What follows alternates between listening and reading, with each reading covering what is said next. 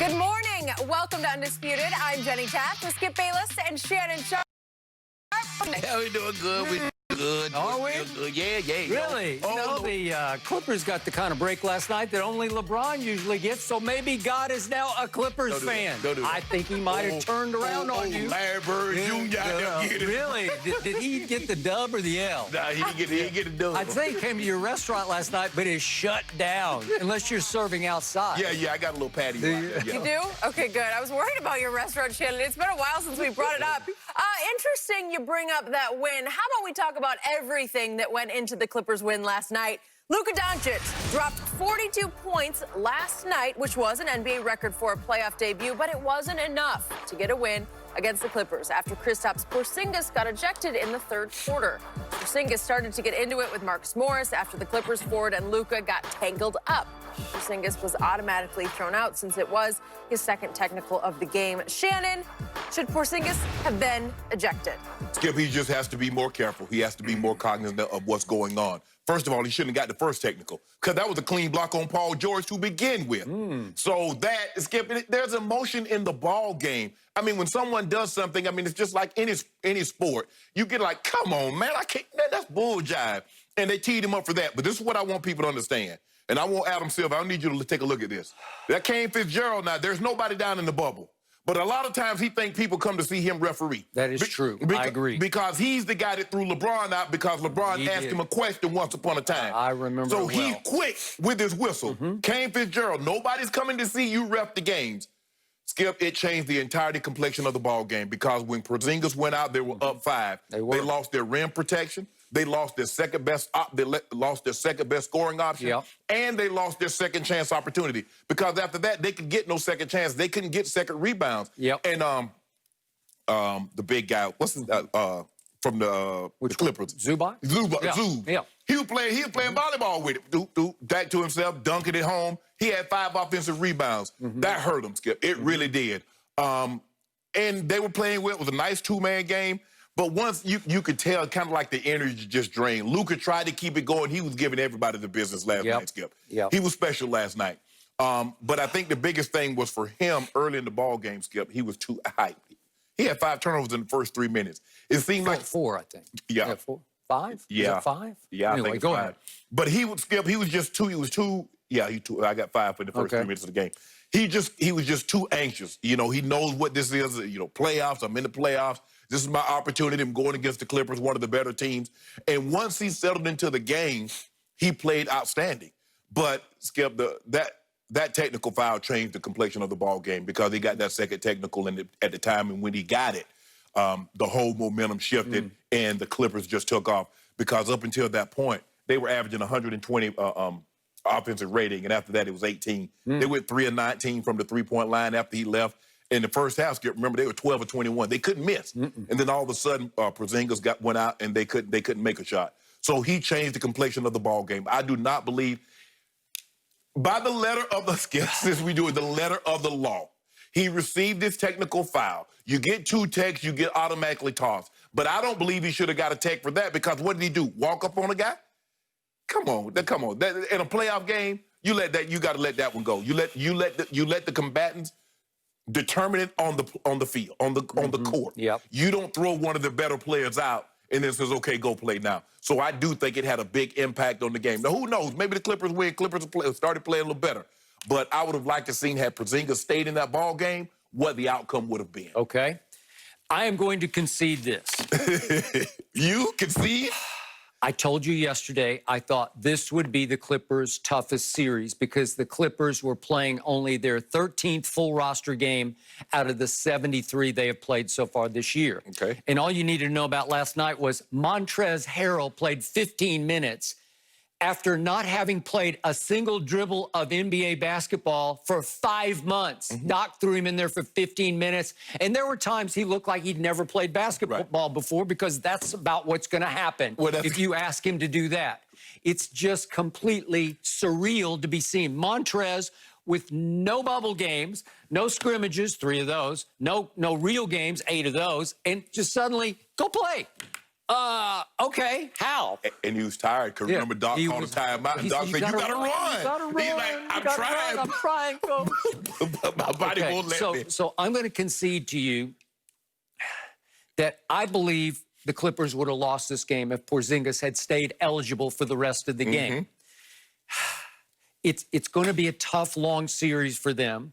But if they can find their groove, their rhythm, their flow, if they can figure out how to play together under playoff pressure, once they start to click, you're going to be in trouble. I just don't know how long that's going to take because Dallas on offense is extraordinary. Remember, they set the all-time record for offensive rating, whatever that second-level stat is, but they set it all time. Nobody had ever had an offensive rating like the regular season Dallas Mavericks, and you saw it in surges last night because it was a bizarre game. The Clippers come out and blow them off the floor 18-2. Then they give up. The Clippers did a 48-14 run? Are you kidding me? So would they have sustained that kind of run through the third quarter? It was 9-10 in the third quarter when he was ejected. Okay, now back to the first foul, the block and the first tech.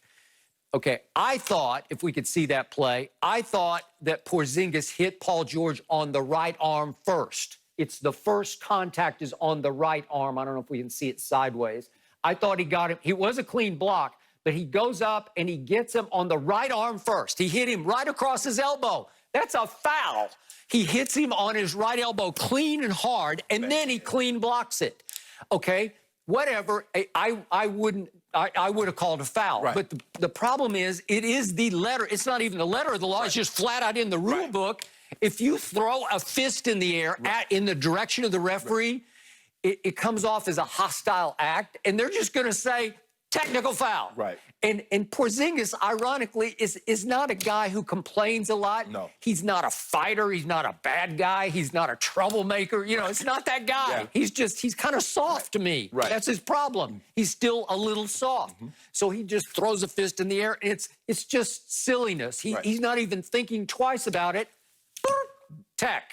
Okay? Now you're in trouble. Now you're on thin ice because if you get another one, and you have to be mindful, you're our second best player. Some people might even think he's the first best, but he's 1-2, 2-1. And you better stay eligible the rest of the game or you're going to lose the basketball game. Okay, so then what happens the next time? This is 9-10 left in the third quarter. Marcus Morris was doing a pretty good job on Luka. He was doing the best job of any defender on Luka. Marcus Morris is a tough guy. He is. And look at his plus-minus for the game. Look, he had the best of anybody. He was by far plus 25. So when he was on the floor for his 32 minutes, his team won the game by 25 points. And he held Luka to 3 of 6 shooting. Everybody else held him 9 of 14. He was doing more damage to other people. Marcus is shrewd, sly, physical. I'm not saying he's a dirty player, but he is going to get up in you. He is going to punish you and make you earn it physically from him. So in that case, Luka got him. And he knew Luka had him. And so he just said, okay, I'm not going to let you go and won me. I'm just going to wrap you up. And I thought he did so by his standards fairly gentlemanly. Like he just sort of held on to him. Luka, who gets roughed up by everybody, because remember, the book on Luka Doncic, get physical, rough him up, and try to knock him emotionally, psychologically out of the game. That's the book on all European players. But that's what happened to start that game. You're saying 5 turnovers in the first, whatever it was, minutes. But he got piranha'd, man. They were just coming at him from all angles because they are going. You just know what Doc was preaching and teaching in shoot around and meeting. We are going to get physical with him. Try to knock him out of his comfort zone, off his game. Okay. So now Marcus wraps him up, as we see. And now Luka, who's been beat on the whole game, he doesn't love it. So he shoves back a little bit and sort of shrugs it off. And now, to Porzingis' credit, he says, I'm not going to let my little baby brother take that kind of abuse from Marcus Morris, because he knows Marcus Morris is known as an enforcer-type tough guy. So he comes over just to stake his claim and back up. his little brother. And I'm good with that. Right. I liked it. I was like, way to go, Right. Kristaps. You know, that shows me something. You would do that. Absolutely. Okay, so he comes over, and all he did was put a hand on Marcus Morris's chest. He didn't shove him. He just did a stop sign. Like, okay, that's enough. Right. Straight out here, but not here. Right. Marcus obviously shoved back. Right. Okay, boom. Now it goes up, and Kane Fitzgerald is saying, okay, technical on you and technical on you. Both of them get a technical. Unfortunately, one guy's already got one, and he's gone. Exactly. Okay, I don't like the refereeing. I don't like the... Okay, and they said, we can't be aware that he already has a technical. Yeah, you are. You come on. Yeah, because you gave it to him. You gave it to him, and he's trying to say, we can't process that as part of what's happening. You know, this has to be independent of the first technical. Okay, I get that. Yeah. But it's not good. It's not fair refereeing. It's not smart refereeing. Right. The smart refereeing would be just to break that up and let it go. Correct. But That is correct. You know, it's like he's the guy who's coming in to incite. You know, he's going to provoke. No. And it's always the first guy in, but even if Marcus responds, then but they gave both of them a technical. Right. Okay. And that's what Skip. He's basically coming in. Hey, come on, guys, break it up. Okay, Mark. Okay, you spin him around, Marcus. That's good enough. That's all he did. Would anybody have cared if they had just quickly broken that up and let it go? No, because we've seen him do that before. Come on, we've seen him do it before, and you changed the game. Yes. Again, I don't know for a fact that the Clippers would have lost. Right. I just believe the way the game was trending, they're up 5. I thought they were playing with such confidence. They were. I believe they would have won that game. Skip, like I said, I don't know. Maybe the Clippers, because the Clippers, you know, can turn it on and they can go on stretches just like the Mavericks.